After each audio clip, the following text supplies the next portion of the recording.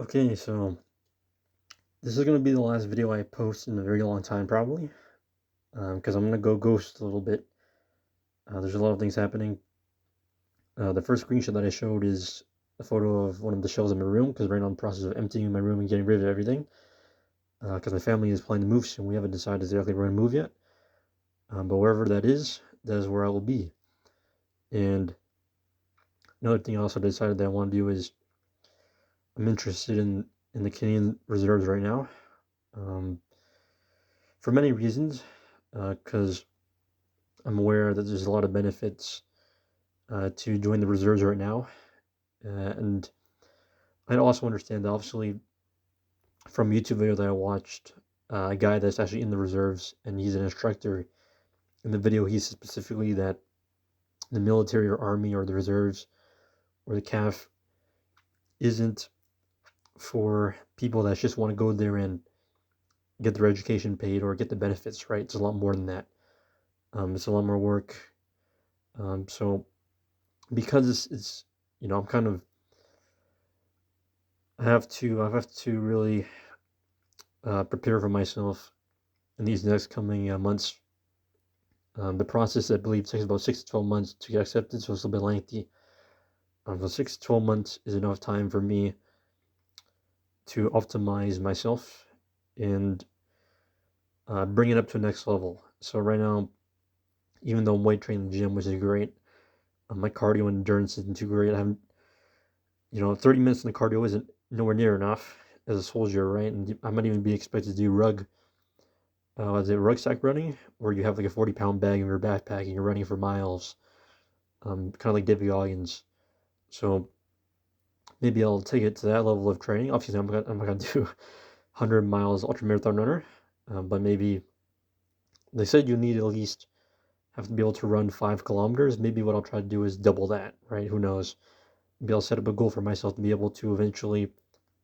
Maybe what I do is I spend 1 month trying to run 1 kilometer as efficiently as possible, and then the next month I try to run 2 kilometers as efficiently as possible, and gradually over time I increase it. Because the problem when it comes to these type of goal settings is if you try to dump everything all at once and you say, oh, I'm going to do 100 push-ups and 100 pull-ups immediately on day one, that's probably not going to work, and that's a big reason for why a lot of people end up failing, and because they put the bar a little bit too high. So that's a problem even myself I end up doing.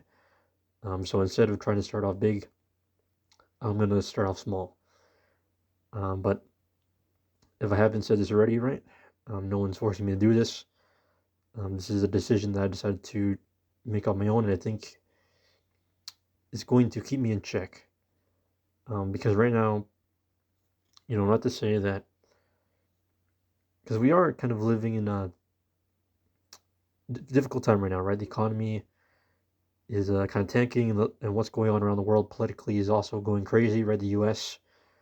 Wanting to take over Greenland and Canada, and then obviously the job market is also tanking. So with all this pressure, it's really easy to sit here and kind of be super worried, to have a ton of anxiety over these things. But that's the thing, man, is you can't kind of stay at home and just be fear mongered.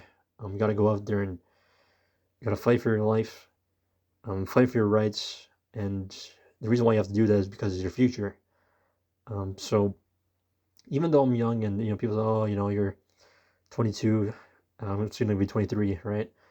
Um, you got a lot of time. You don't have to do this, but that's not, in my opinion, at least. I don't see how anyone, like, if you want to.